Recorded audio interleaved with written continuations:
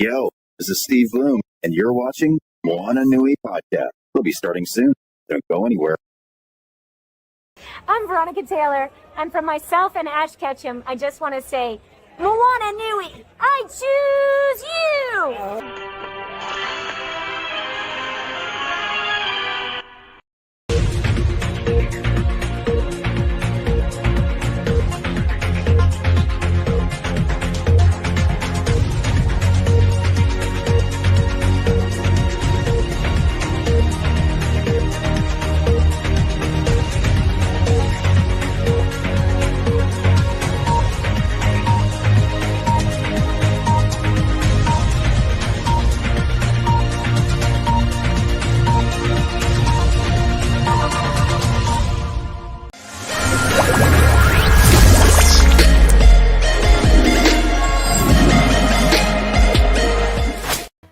Aloha, everyone. Thank you so much for joining our 8:30 episode of the Moana Nui Podcast. We're so glad to have you part of our episode today.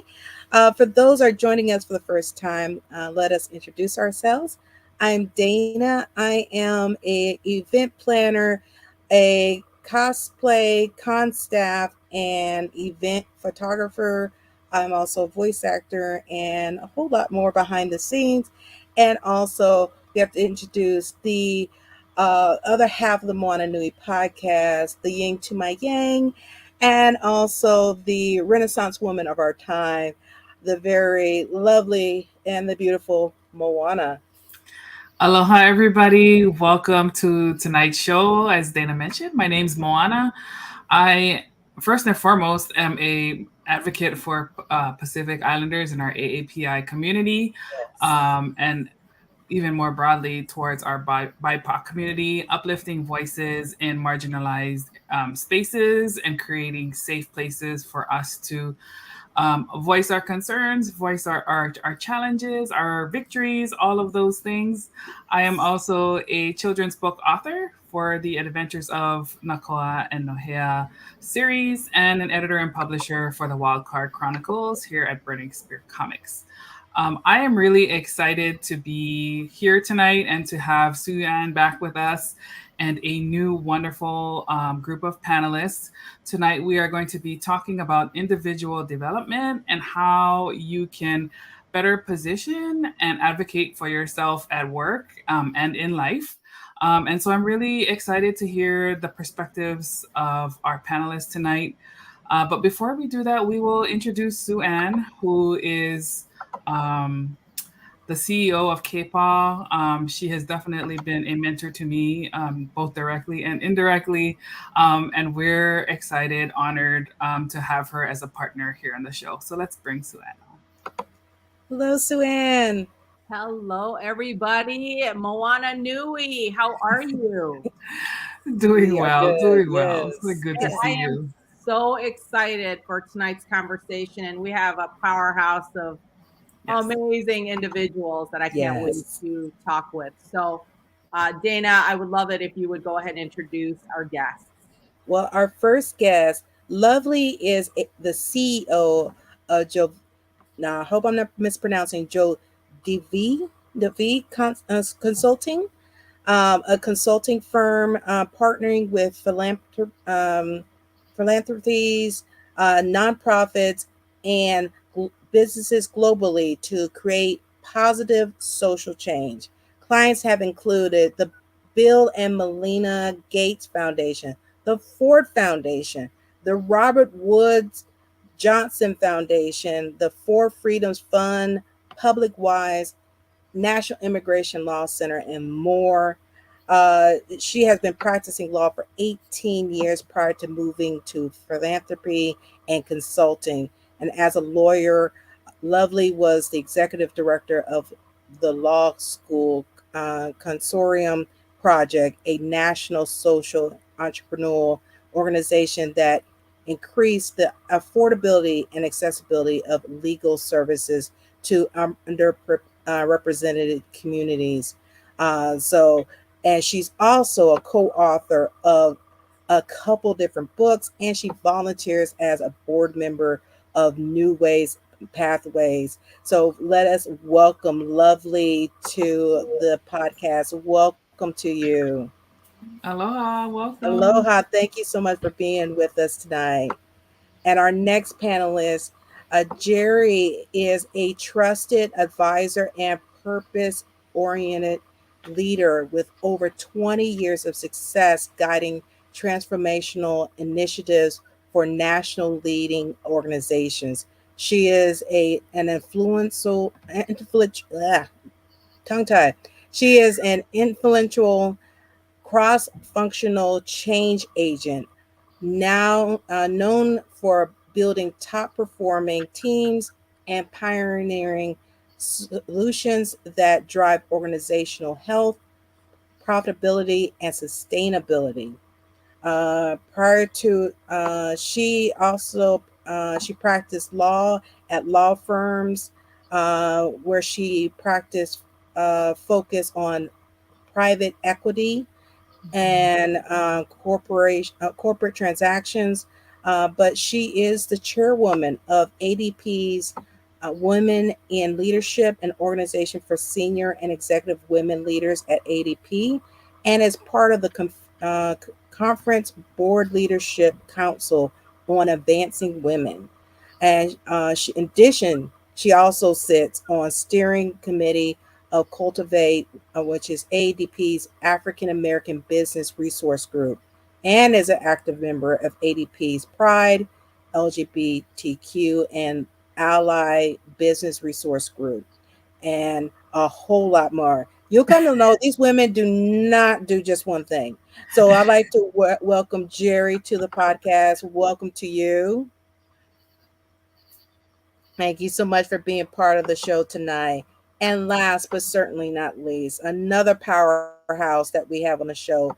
After 4 years in the chemical industry, Donna Fuyomoto Cole founded Cole Chemical in 1980 at the age of 27, divorced with a 4-year-old daughter with $5,000 from her savings at the encouragement of chemical buyers at Exxon, Shell, Monsanto, and DuPont to start a certified minority and woman-owned business to help them meet their government purchasing goals. And she not only hires minority and women, she pioneers the second tier reporting of their own purchases to her customers in 1982. And after 42 years of that she started, sold, and invested in so many businesses over the years. She also has relationships with Fortune 500 global companies on supply and consumer side of businesses, while receiving quality services and awards for all the things that she does. She served on many national and governmental boards, and the list goes on of what she's even the co-founder of the Pantheon of Women, a production company telling great stories about strong women and supportive men in film, television, plays, and musicals to change the way men treat and perceive women and how women see themselves. So let us also welcome another juggernaut to the show, Miss Donna Cole. Welcome, Miss Cole. I'm raising the roof right now. I know. I was like, just these bios. I was like, I try to sum up everything y'all doing. It's like, it is not enough. Y'all all need a whole like rolling screen of just all the stuff y'all doing, because absolutely, definitely, exactly, totally bow down. And we're going to go ahead and hand over the floor to Sue Ann to start this conversation on individual development. Thank you so much, ladies, for being part of today's show. Thank you so much, Moana and Dana. Just always a pleasure to spend time with you and the Moana Nui audience.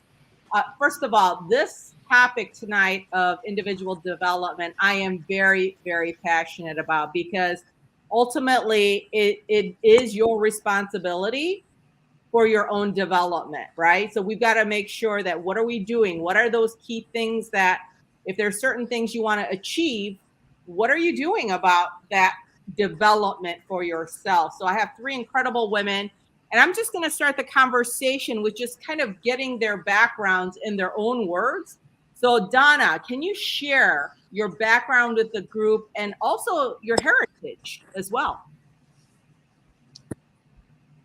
Oh, I think you're on mute. Nope.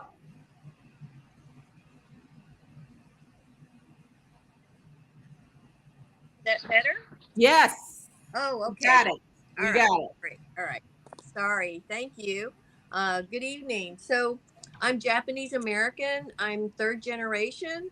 I was born in Denver, Colorado, and my family moved to South Texas. So that's where I grew up.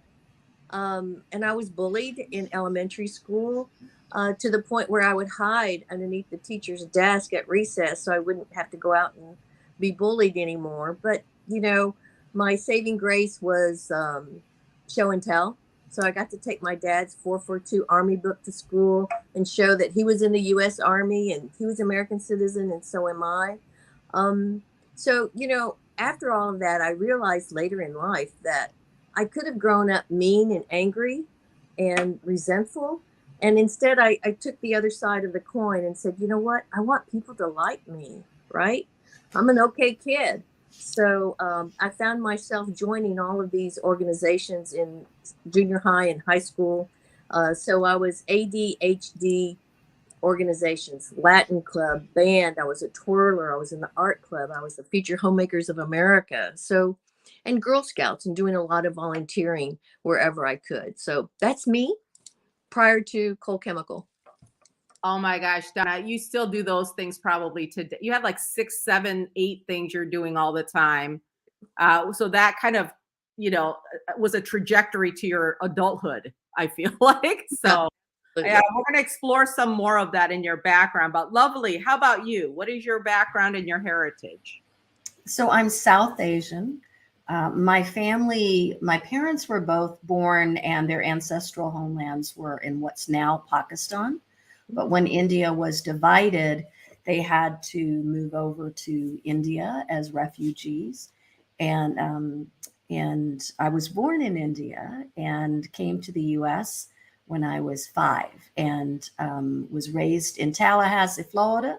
And like you, Donna, there weren't a lot of other people that looked or sounded like me. In fact, I was very much in a black and white world. The challenge was that I was never fully accepted by either community.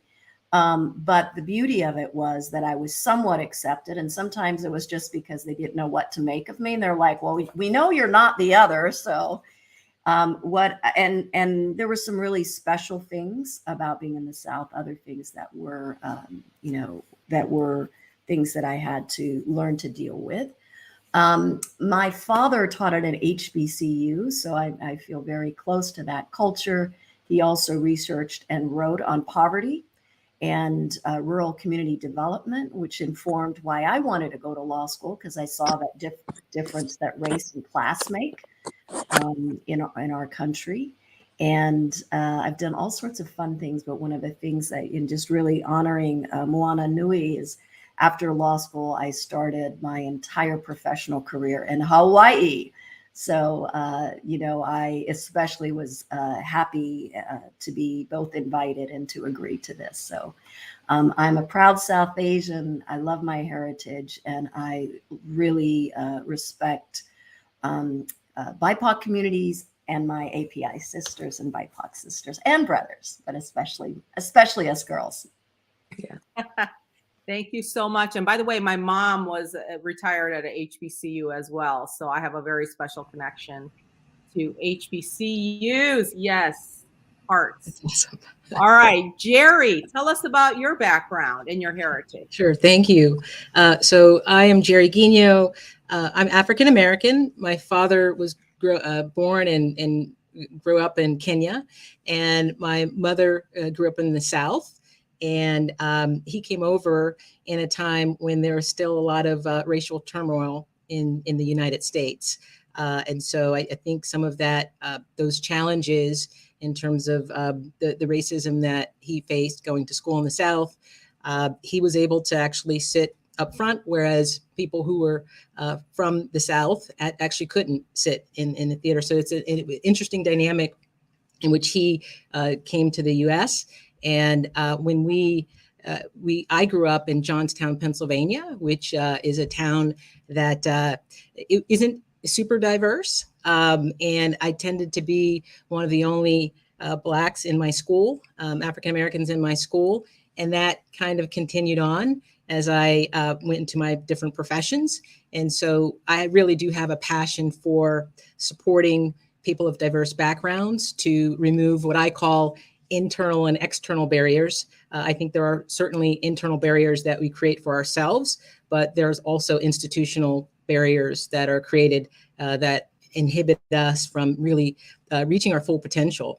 And so I'm delighted to be here today. By the way, Sue Ann, when you reached out to me, I happened to be in Maui enjoying some vacation. So when I saw that this is, for Moana Nui, I was like, this is fantastic. This is a good fit in terms of what's happening right now. So.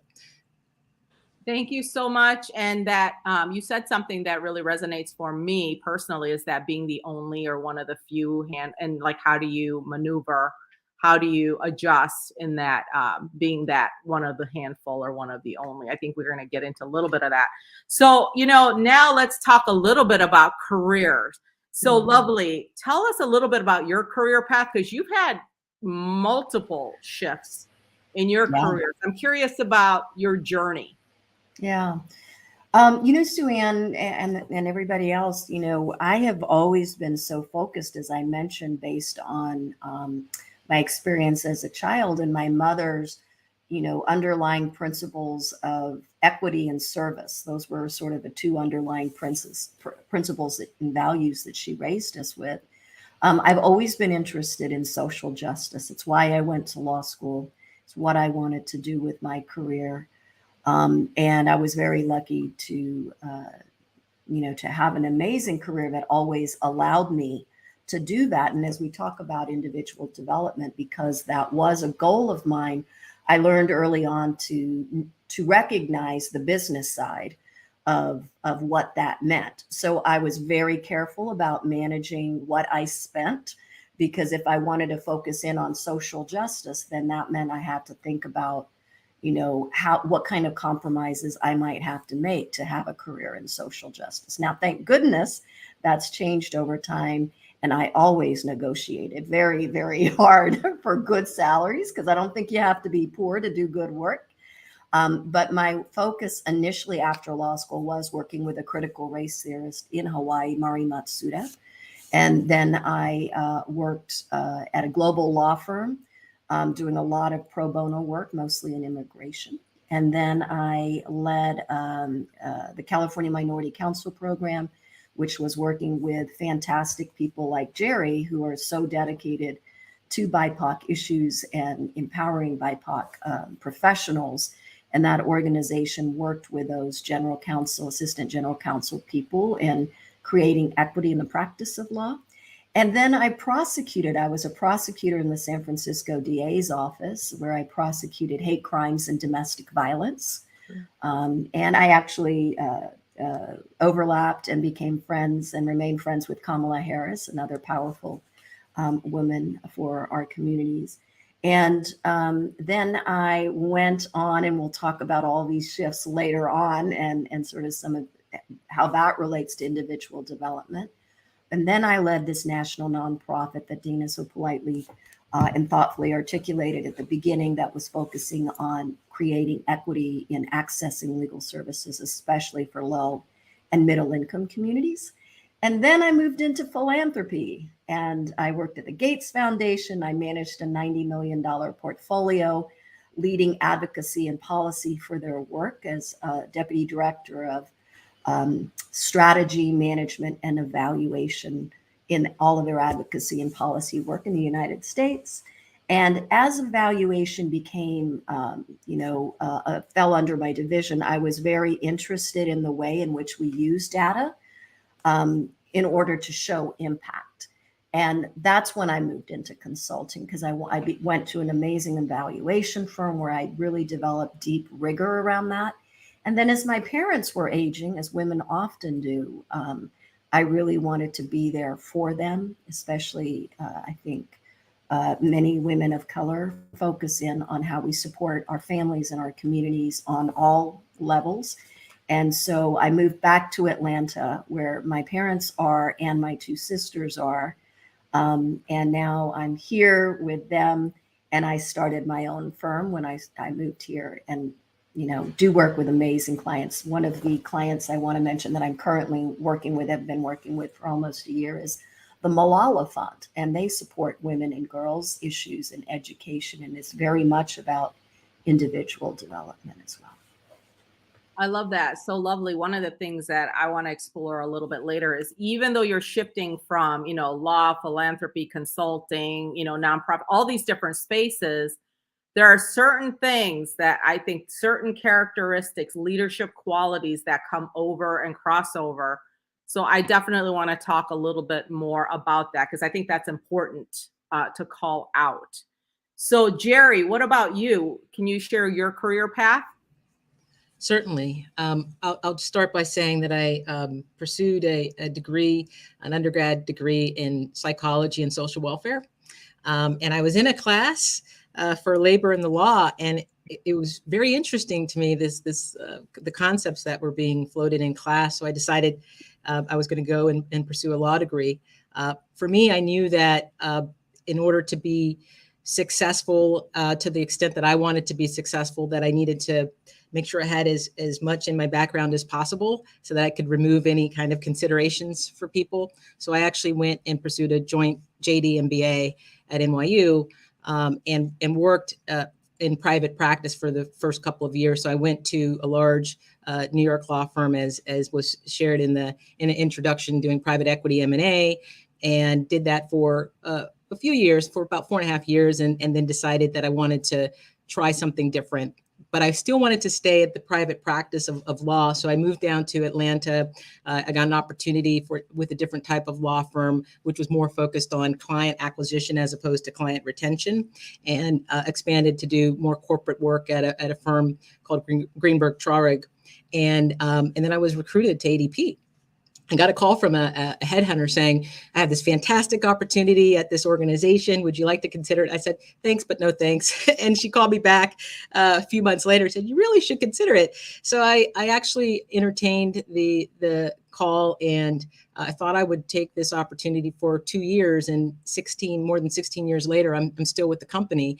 I've really had an opportunity to do a lot of different things as I've been at ADP. I've served in 3 different roles. I've been promoted 4 different times while I've been at ADP. And because it stays interesting, and because I stay invested in delivering results and affecting change in the company, it's something that really is delightful. And I think one of the passions I have from a organizational perspective is all of the work that I'm able to do, what I consider kind of extracurricular outside of my day-to-day legal responsibilities. But I am, because I have a reputation at the company for affecting change, I was asked to stand up this organization recently called the Global Contracts Team. And so it really was forming an organization from the ground up. And it was one of the probably the biggest changes that we've done organizationally from a legal perspective at ADP in the 70 years that ADP has been in existence. So it's been a journey in the project, and it requires you to really be collaborative and get a lot of buy-in from folks that you don't have direct responsibility for. Thank you for sharing that. And, I've worked with Jerry for, probably just under a year. We didn't know each other for that long. But one thing that I know about Jerry in working with her is just her authenticity and the way that she approaches people, which that's what it takes for that collaboration. So as you think about development, as you think about what it is that you want to really, what your brand, what is that brand for yourself? Think about that. And how do you do that and get that personal power from that authenticity? So I think that's an important piece that I wanted to also address. But before that, Donna Cole. Yes. Amazing, Donna Cole. Please tell us and share with the group about your entrepreneurship, so many projects you've got going, and just your journey. Okay, great. So, I started Cole Chemical, as you know, as a very young woman, and had lots of challenges being young, being a woman, and then of course being Japanese American on top of it. But so we started out trading, buying and selling chemicals, and then very heavy into the oil and gas, drilling, refining, and chemical industry. And then of course the bottom fell out of the energy industry. So it was a matter of I needed to look elsewhere to get additional business. So we started doing more international business, and we started doing business with about 10 new industries, whether it was pulp and paper, personal care, the electric utility industry, electronics, aerospace. We really expanded a lot in that area. And then I had the opportunity to buy a company in Detroit. So we're into manufacturing now. And then started a antifreeze manufacturing company. And along the way, I was in and out of some other businesses. People would come to me and say, "Hey, can you partner with me and help me start this business?" And I would say, "Yeah, it looks pretty good and kind of in line with what we do." Right. So that was the antifreeze business. And then we had some other businesses where we were doing mold release agents for foundries. And we were also doing surface technologies, chemicals. So then along the way, I started doing a lot of volunteer work, right? And you're asked to support a lot of organizations. So you start, drifting off in these areas. And so I realized I couldn't mentor as many people as I wanted. So that's how I actually got into plays and musicals and producing film, was because I saw The Blind Side. And I thought, what a great movie. This woman had this supportive man who was allowing her to let this African-American child come into their home and be family. And I thought, if I could tell great stories, I could mentor millions to inspire them and motivate them, because I don't have the time to every day to mentor people and still run a chemical company, right? So that's kind of been my journey. And I think I realized too that it's a lot more fun helping others and connecting people. So I do that in business, but I also do that a lot in terms of community work. So many things. You have such a vast portfolio. I'm curious, when you you go into spaces that you don't necessarily know, what are some examples of how did you prepare yourself to enter into an area that you weren't familiar with? What's the thought process? How do you do it? Yeah. So, people want to help other people. And I think so many people are afraid to ask other people for help, or what do they know? Who could they introduce you to, and referrals.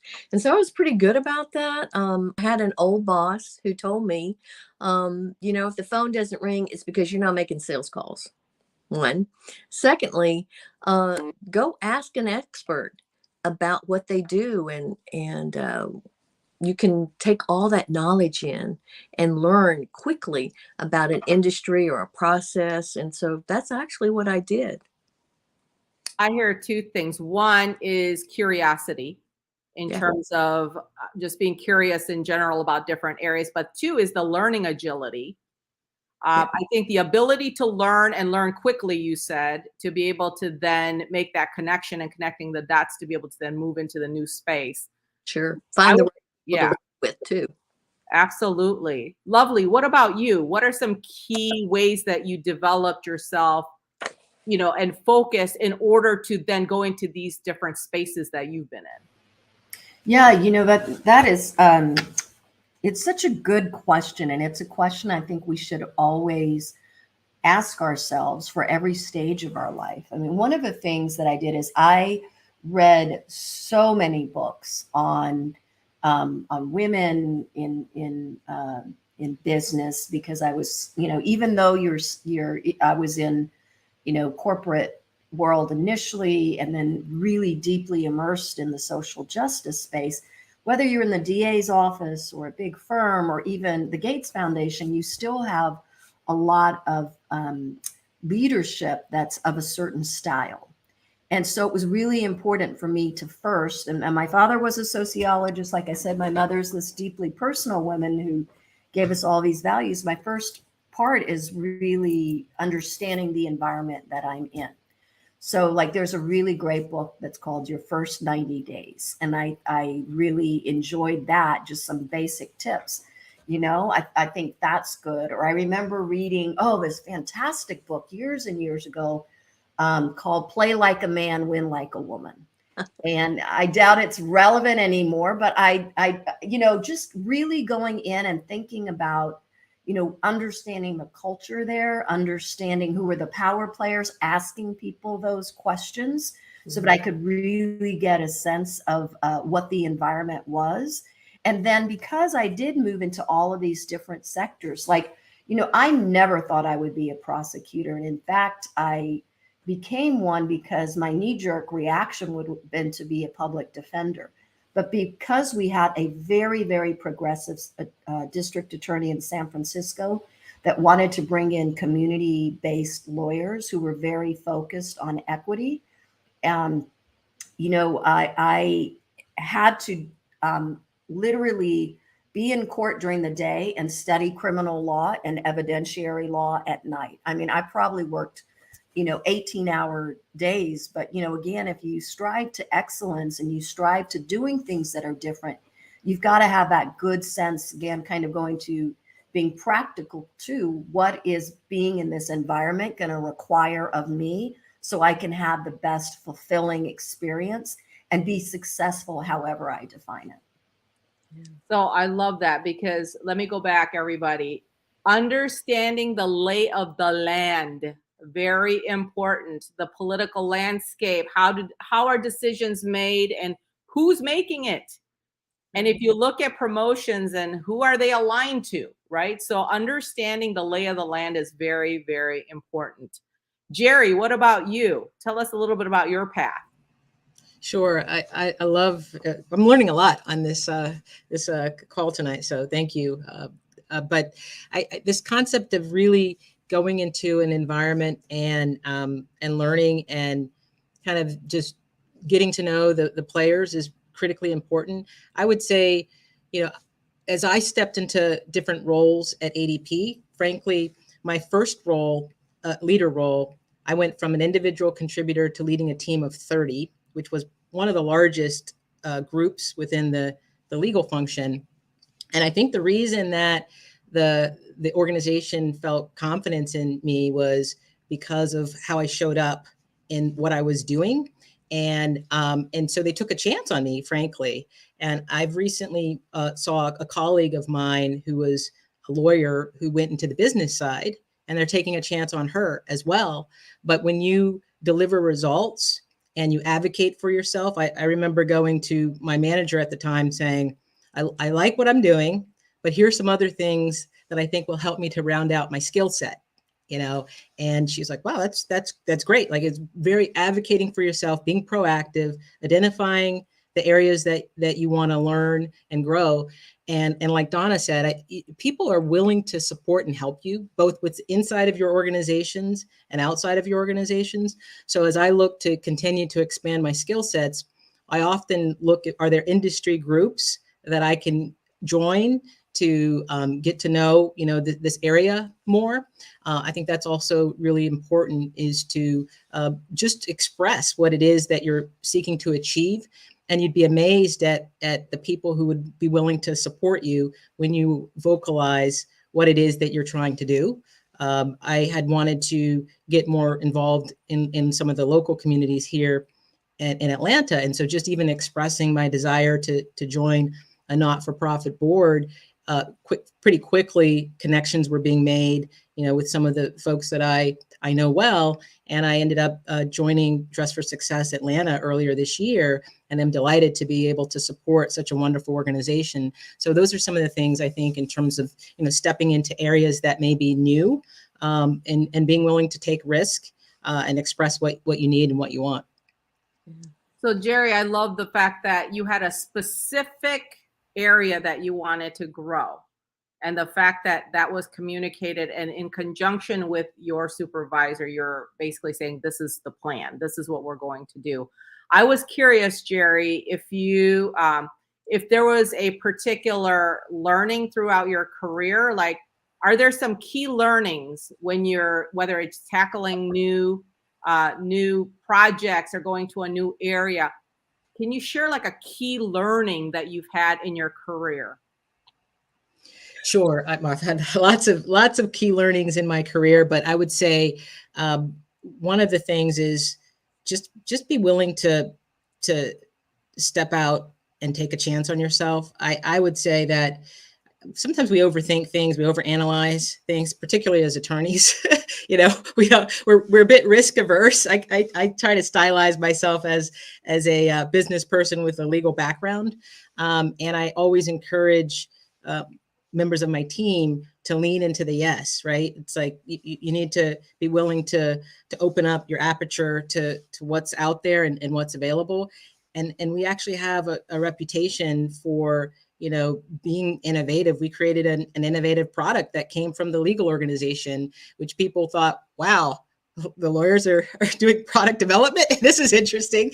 But it's really because of this mindset of lead with yes, be open to the possibilities, and be willing to take a risk, because, hey, what's the worst that can happen? You fail and you get up and you learn and you do something else. So I think that's the key learning that I've had over my career. All right. So to your point, Jerry, how many times do we hear like, hey, if a man has 40% check on a promotional list, yes, I'm qualified. And for women, we have to hit like 100% plus whatever else is not on the list. So saying yes is huge. Lovely. What about you? What's a key learning you've had over the years? I like Jerry, there are just so many, but I would say it's really, I do always say I have the heart of an idealist and the mind of a businesswoman. And I really do think that mix of like, what is your passion? What are you crazy about? What do you love to do?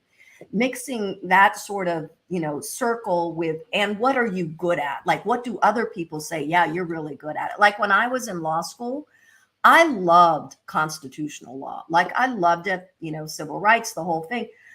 It did not come as easily to me as contracts. Like contracts, boom, boom, boom. I've got a much more linear brain than some of the real gymnastics you have to do when you're thinking about disparate impact versus disparate treatment, right? You know what I'm saying, Jerry, right? Like, and so thinking about what you're good at in addition to what people see you as good at and what you're passionate about, and then really going for whatever you want. Because I have gone for a lot of different areas, it meant me having that business mind of, I want to go from here to there, and for these reasons.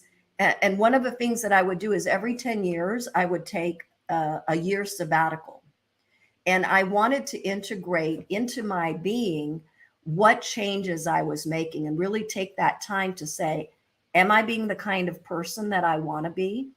And what do I want to do next? Like, what kind of being? Because it's very easy to get on a track and then to look up and be like, how did I get here? And I wanted to be very intentional. And again, I don't come from money. Like that's not something like I'm not a trust fund baby that I could do that. So, but I still have privilege, but I also really, really managed my life so that I knew if I'm going to have a year off without income, this is, I'm planning that all along. And then I'd look at 5 different parts of my life. For me, this is what worked. I looked at my spiritual side. How am I evolving? Is that something that is where I want it to be? I looked at my professional career. Am I being where I want to be? Am I doing what I want to do? I'd make a list of all of the things I love to do, how important they were to me, and whether the environment that I was in was allowing me to be that person, or where I wanted to go next could afford me the opportunity to do what was really important to me, right? Then I also looked at my friends. Am I giving my friends what they really deserve? Making sure that I go on those Maui trips, and friends, that whole personal relationship, my partners, whomever I was with, really looked at that. Then I looked at my family. My family is very, very important to me, both my partner and and my actual sisters, my parents and everything, and my cousins, everybody. So that was another part. Let's see. spiritual, personal. Oh, and my health and financial were the other two that I really focused on. Am I taking care of my physical body? Am I strong? Am I, getting all those checkups that I needed to get? So looking at each of those segments, I think is really important. So you're not just moving where your job or where life takes you, but you're giving a little intentionality to where you want to go. I think that's really valuable. I gotta grow up like to be lovely. Okay, so so at the end of the day, for planning for a year off every 10 years, what a concept. I love it. And then the fact that when you were talking about the different segments, I was like, no, I need to work on that. I need to work on this. So there's so many. My first tendency is to go, I'm not good at that, and I'm not good at that. And I'm like, what? Stop thinking like that. But yeah, it has to be from a perspective of what else, right? What am I willing to do to get the life I want and love? So I love that. Great tips. Donna, what about you? What are some key learnings for your life, for your career? Well, I think part of it was the Center for Asian Pacific Women's APALI program, right? Taught me more about myself through Strength Finder and knowing what my top 5 were, and then looking at what my next top 5, and then what really wasn't me, and being able to share that with family, friends, coworkers, peers, to say, are these top 5 really me? And how do you see that play out? So I needed that confirmation that was true. And sure enough, it stuck with me, right? So we talked about learner and connections. So those are in my top 5, but also in my top 5 were, getting things done, right? Arranging, and to be a go-getter, right? So that I can confirm that too, by the way. So human effectiveness training was really important to me, really important for me to bring it to my staff, whether it was on ethics, whether it was on team building or strategy or SWOT analysis. We did a lot of it. And I have to say, there were some people who hated it. It was like, we've had enough training. We just need to get work done. Right. And so for some people, they never got that this was for them. It wasn't so much for me or for the company. It was for them, because human effectiveness you can use at work, at home, in family, and community. Right. And how do you be a better person? So I was always hoping that they would catch on. And I had one employee once who said, I don't want to learn anymore. I've learned everything. I'm fine. And I said, the minute you stop learning is when I don't need you anymore, right? That was a hard thing for me to say, but I had to make a real point because she wasn't getting it, why it was so important to keep learning and growing. Yeah. Absolutely. Oh my gosh, that growth mindset is so important for, especially now if you think about the COVID environment and where we need to go with this whole workforce of the future. That's huge. So to your point, Donna, we have to learn. So I'm going to get a little tactical here because we have a question. And so this is, all 3 of you are master negotiators. Audience, I'm going to tell you that right now. These 3 incredible women are master negotiators. So the question is, what are your tips for successfully negotiating compensation, whether it's for a raise or salaries, or I'm going to say a contract or whatever it is that you're negotiating? So what are the key things? So I'm going to go to Jerry first. All right. It's like, now I should remember the session we did earlier this year on negotiating. But so I'll say that one of the key tips is to figure out what it is that you want, right? Before you start your ask. You can do a lot of research if you're negotiating salaries, or, you're thinking about a new job.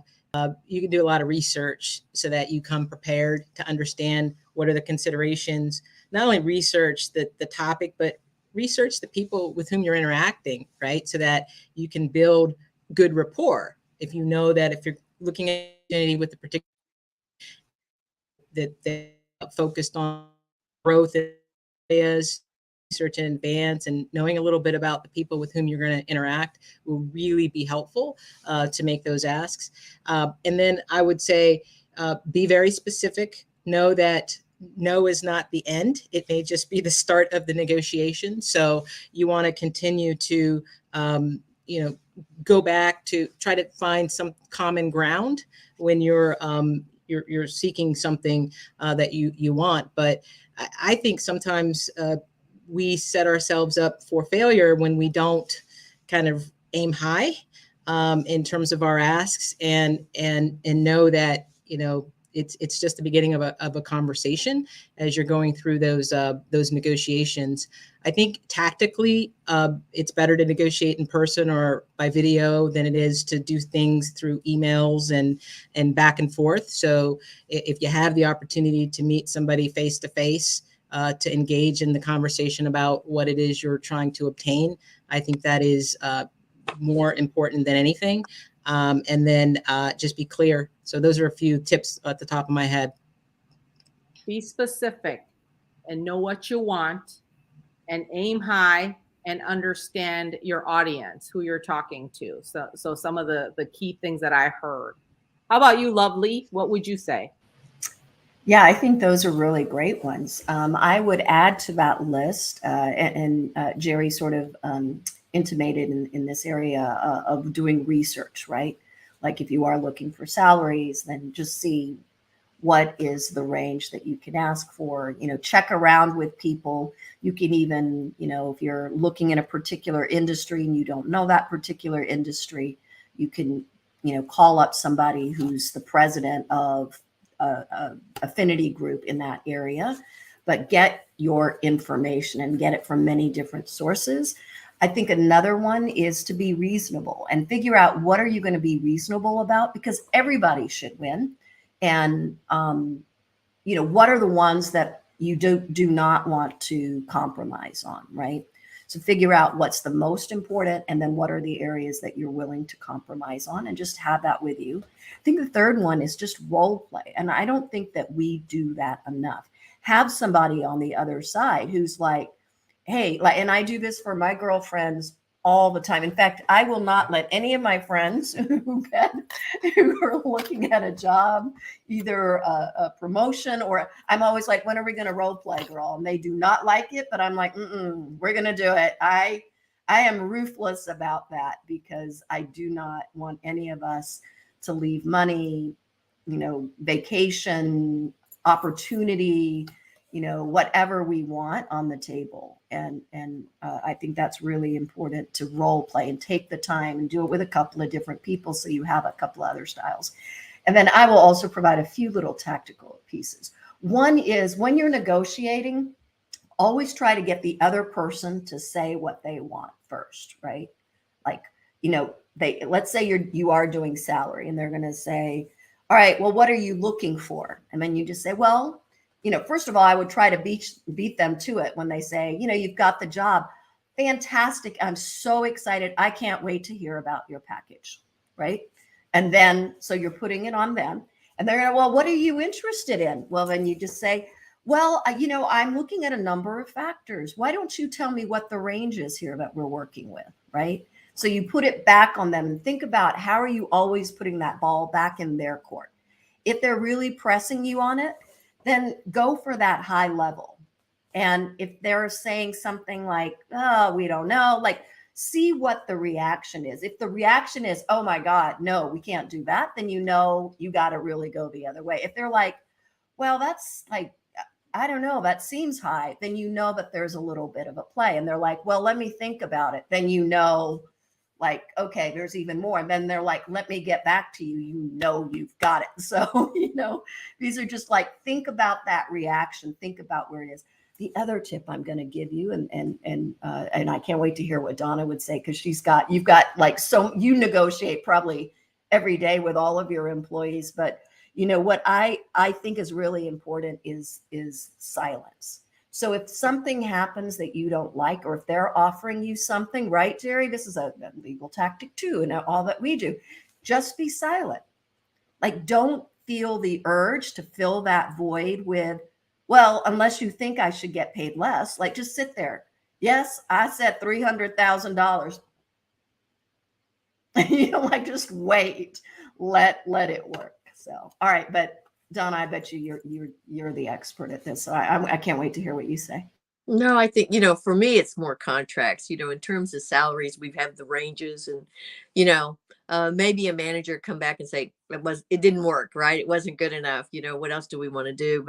But usually mine is all about contracts and negotiating those. So it really is a matter of knowing the market and your competitors and what your strengths and weaknesses are. But what value are you bringing to the client? And you always have to put that forward. And it's a constant reminder to them, right? Whether it's how long you've been in business, your on-time deliveries, you have no quality issues, or you're taking on new services that are going to help them reduce costs. So, and then sometimes you do have to just take a stand and say, no, this is not going to work, because, we have those times now, right? When somebody says, you need to give me a 15% cost reduction. And if you don't have it, you don't have it, in your margin. You just have to say, well, I'm sad, but we're at a point where we're not going to be able to do business again in the future. So maybe you'll go back and think about it, and I'll go back and think about it. But usually we have of late, because of supply chain issues, because of transportation costs, we've been able to maintain those price increases and still stay whole. Yeah. So here's what I heard from Donna. You be willing to know when to walk away, right? Because you're not going to have the tiger by the tail always. So I think that's a key. And then what I heard from Lovely too was the practicing. How do you sound? I mean, I always tell people, like, interview in front of a mirror and people are like, cringe. But I do think you have to practice. You have to hear the words and how things are phrased. What does your facial expression look like? So all these things matter, the nonverbal cues. But I love the role play because that's what a lot of the sales organizations, they role play. Yeah. So I think that's a big aha. So let me ask you this. I can't believe I need another like half an hour at least. But what I want to know is, what's the best advice that your sponsor or a mentor ever gave you that helped you in your career? I'm going to start with whoever wants to start, whoever has that. This is off script now a little bit, but I'll take it. Okay. So the best advice I ever got was, why not? Go do it. Right? So, yeah. Love that. That's like the reverse of say yes. Yeah, right. And it's worked. And that I tell other people that too. Love that. What else? I'll go. I would say I'm envisioning this conversation I had with someone who I see as a mentor and a friend now over coffee many years ago, which was she was sharing some insights of what people were saying about me in rooms that I wasn't in, right? And that's important, to be able to understand what's happening there. And it was really about just finding my voice, right? Don't be afraid to speak up, even if it's even though if I have a seat at the table, I'm a lawyer, it doesn't mean I can't comment on strategy. It doesn't mean I can't comment on marketing or a financial issue. So know that, we have insights and we have judgment, and we should find our voices and use them in the rooms that we're in, because we're at that table for a reason. That is a great piece of advice, because that's part of, I feel like sometimes we get pigeonholed because we're in a certain area, but you've got capacity beyond that, and to share your thoughts, that's very important. What about you, Lovely? You're on mute. Oh, I thought I unmuted that. Okay. But, one piece of advice that I got that I really love is, one no is worth 1,000 maybes. And what was really interesting about that is before that, I had always thought, if I get a maybe, I can probably get them to yes. But actually, we waste so much time in the maybe space, or we interpret what is a no as a maybe that could go to yes. And it really made me think very differently and very critically that when someone was saying anything other than a no, that they might still be saying a no, but I just need to listen better. And it just made me focus more on where I should put my energies and prioritize it. Yeah. Oh, that's that's tweetable, I think. All right, we are coming to the end of our podcast, believe it or not. So what I'm going to do is a lightning round. If I am really wanting to develop myself, what is one practical thing I can do today to get started? Because, I get a lot of, I don't have time to develop, and I get all kinds of reasons why. So what would be the one piece of advice? Anyone want to jump in? Can I do two pieces? Yes. Overachiever, Jerry. Overachiever. So I loved what Lovely said at the beginning about intentionality, because I think that's absolutely on point. That when you want to develop yourself, be intentional. Like, figure out what it is that you want to do, and then set forth a goal around that. And the second piece, though, is accountability. Find your squad to hold you accountable. That's because there's going to be times when you're going to say, nope, can't do this, don't have time for this, fear's going to set in, what have you. You want to have your sisters, your brothers, whoever it is around you to help you stay accountable for the goals that you set for yourself. Love it. All right, Lovely. What about you? Jerry, I was literally going to say set up a kitchen cabinet, and you took it. That's the squad. So, okay, this is why I should go first. It's always so interesting what everybody else has to say. But I love that we're simpatico in that. That's great. I next to that, I would say that it's really, really important to live your passion, right? Like, you can do whatever. I really do believe this. There's always a way to do what you want to do. You might not. I'm going to give a short little anecdote. I was out one night with some friends, and it was midnight, and this was a loud place, and there was this guy singing on the guitar, and he was awful. And he was loud, and I just thought, why is this place like hiring this awful guy? And it was so loud. At like 10 minutes later, I just finally leaned over to look at who is this idiot playing. And he had the most beautiful glow on his face. His eyes were closed, and he was in the zone. And it was such a poignant moment, and it was a really beautiful lesson for me that, you know what, he was in his bliss, and he didn't care if people applauded him. He was doing what he loved, and he was doing it at midnight in a loud place that a lot of people like me probably didn't appreciate. But you can always find venues, whether it's in your full-time job, in your volunteer work, sitting at home in front of the fireplace, but just find a way to let who you are in your heart and soul come out. Love it. Yeah. Donna, take us home. Well, I'm reading a new book, and it's called Love as a Business Strategy.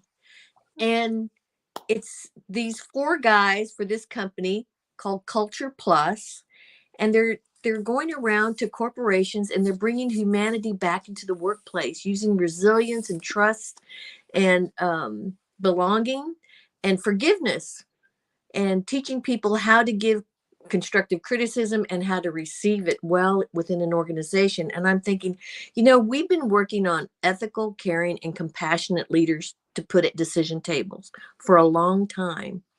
And this is a bestseller.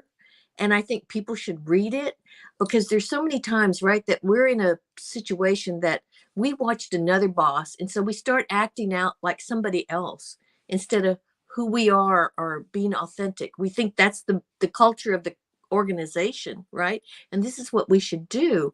And so, being authentic, I think you can't go wrong with being authentic, and using that discover your strengths now to know who you are and how to lead purposefully in your passion is what everybody should do. Yeah. Well, everyone, you heard it from the experts. And my takeaway is I am going to continue to amplify these amazing leaders. And guess what? They're going to spread their wealth of knowledge to so many of you that we're all going to uplift one another. So that's the goal.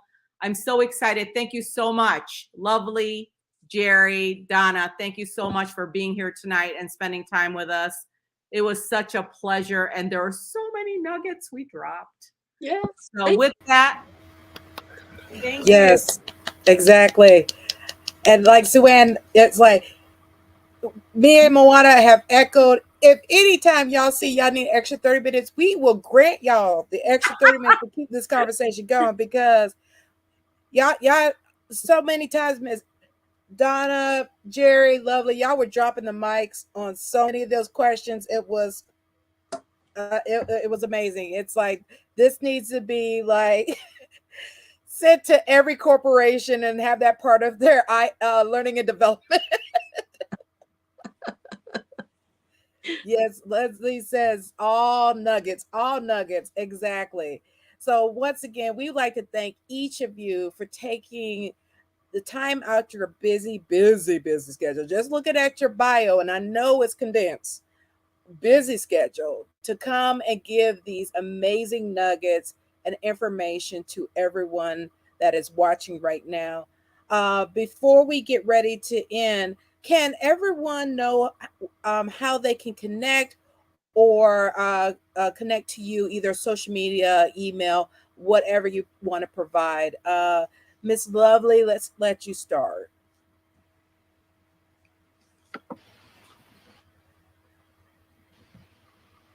So my name is Lovely Dillon. If you just put in L Dillon, or you go for Joe Devi, if you Google either of those, L Dillon I'm on Twitter. I'm on. I don't really use Facebook that much anymore. I'm fairly active in the other places. I don't do TikToks, although I'm on TikTok and I really enjoy TikTok. Keeps me up with the youngins, so that's fun. But I mean, I would say Joe LinkedIn. Devi, yeah, and LinkedIn, of course, yeah. Yes, that's the primary, probably. Yeah. And Jerry, you next. You can find me on LinkedIn, and you can hit me up in a instant message or the direct messaging, and I'll get back to you. And look forward to connecting with you. Thank you for having me today. I've really had fun. And Yeah. Miss Donna. Ditto. LinkedIn and Facebook, I'm on both, and I'll reply. Thank you. Once again, everyone, take all these nuggets, write it down. If you missed anything, of course, the recordings are on YouTube, Facebook, that you can watch the replays there, including Twitter. You can get watch the replays on there on our links that we did provide. So definitely go back to those links, rewatch it, take your notes, share with your friends or family, especially if you know someone else that can really take a lot of these tips. Moana, any last words you want to provide before we close out?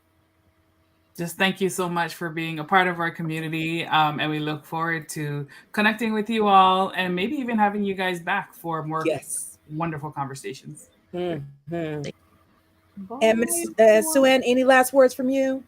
Well, you know what? I'm just thrilled that we're partnering and collaborating. We need to continue these conversations that are going to help so many. So I'm thrilled to be collaborating with you. Yes, definitely. And of course, as they gave their LinkedIn, if you find any of this valuable, please reach out to them, book them at your company to be a guest speaker, a guest panel, because the more we can share with other places and fill those voids, the more we can make the changes that we need in these companies, in the community, and much more. So everyone, thank you so much for joining us this evening. We look forward to having you on next Thursday. We have, for 7:00 p.m., we're going to have our therapist come on for her for Rain Talk. She is going to talk about burnout.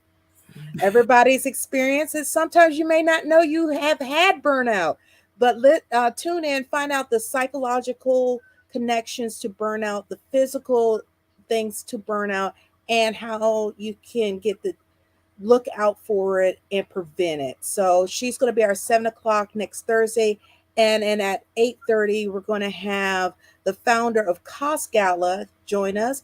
She's going to talk about how she started it and her ambassadors that are part of it, and let you know what to expect this year at this year's Cost Gala. So once again, everybody, thank you for tuning in, and everyone have a great evening. Thank you so much. Bye, everyone. Bye.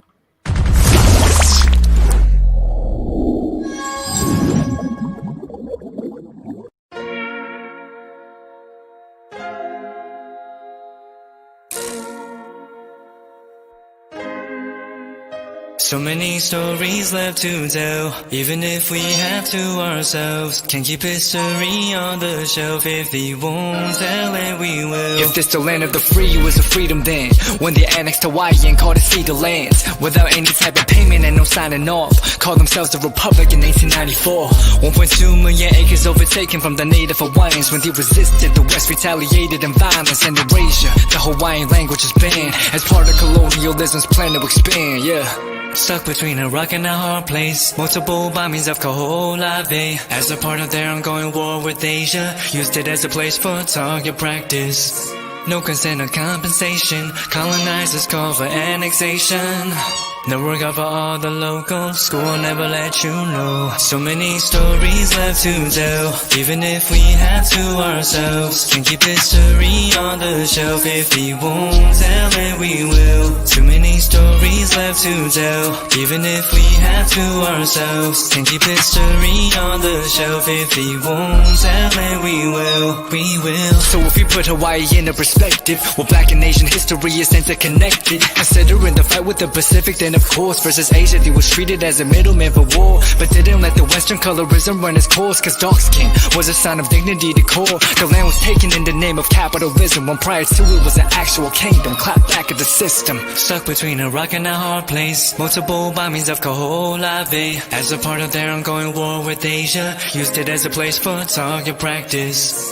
No consent or compensation. Colonizers call for annexation. The work of all the locals. School will never let you know. So many stories left to tell, even if we have to ourselves. Can keep history on the shelf. If we won't tell it, we will. Too many stories left to tell, even if we have to ourselves. Can keep history on the shelf. If we won't tell it, we will. So many stories left to tell, even if we have to ourselves. Can keep history on the shelf. If we won't tell it, we will. Too many stories left to tell, even if we have to ourselves. Can keep history on the shelf. If we won't tell it, we will. We will.